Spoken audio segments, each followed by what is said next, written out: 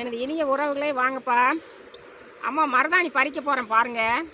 பறித்து கொண்டு போய் அந்த இலையை நல்லா அம்மியில் வச்சும் அரைக்கலாம், அப்படி இல்லாட்டி மிக்சியில் போட்டு அரைச்சி நல்லா மையாக அரைச்சி கால் நகத்தில், இந்த கை நகத்தில், கால்லையும் கையில் காலில் நகத்தில் எல்லாத்துலேயும் வச்சோம்னா நல்லா குளிர்ச்சியாக இருக்கும். 3 மாதத்துக்கு ஒரு வாட்டி இதை வச்சோம்னா மருத்துவ குணம், உடம்புக்கு எந்த ஒரு நோய் வாயும் வராது.